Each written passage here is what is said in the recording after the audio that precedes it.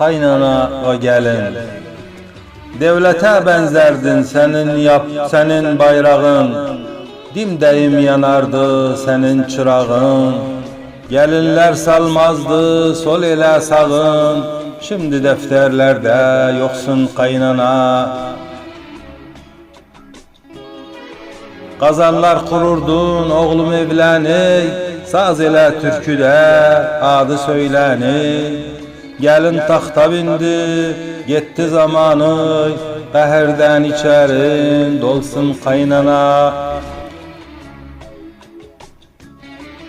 Kaynana oynardı zırna çalanda, hel-helenen gider para salanda.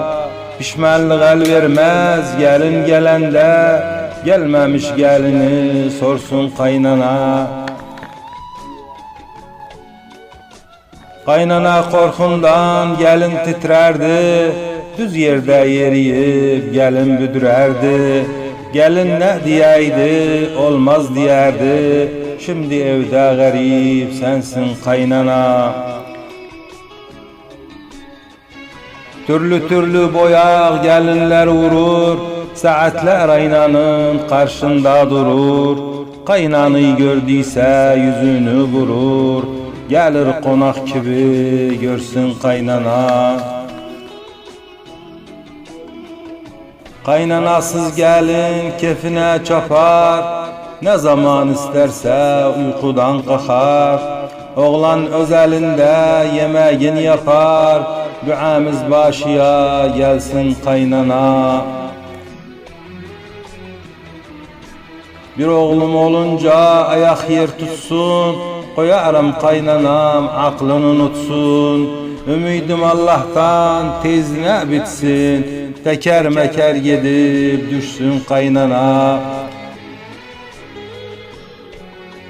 Ne kazanın kaldı ne aşın pişti, bütün kaynanalar tahtından düştü. Devran terse dönmüş bilmem ne işti, gelinin gözünde çoksun kaynana. Görsen hasta düşüp sal mezarını, yüzün yumuşak olsun yokla halını. Anadan babadan uzak gelini, gerek kızı gibi görsün kaynana. Kaynanı gibi eziyip kütte kaytanı, her kızanda lanet ile şeytanı.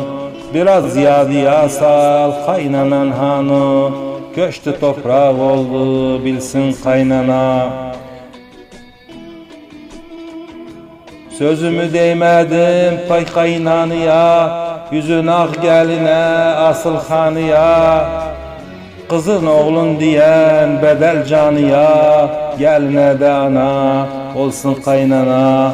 Geline de ana olsun kaynana. Devet çoğluyam eylemeyi minnet, İkiniz de ayağı altında cennet. Size önem verip Kur'an'la sünnet, gelinler dilesin duysun kaynana.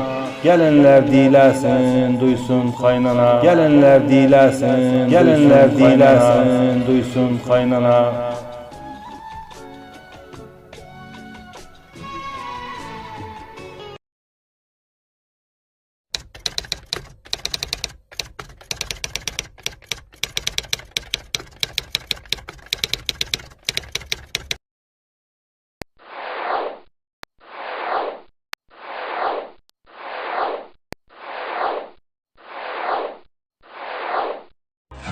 بعد المشاهدة لا تنسوا تشجيعنا بالإعجاب والتعليق ومشاركة الفيديو مع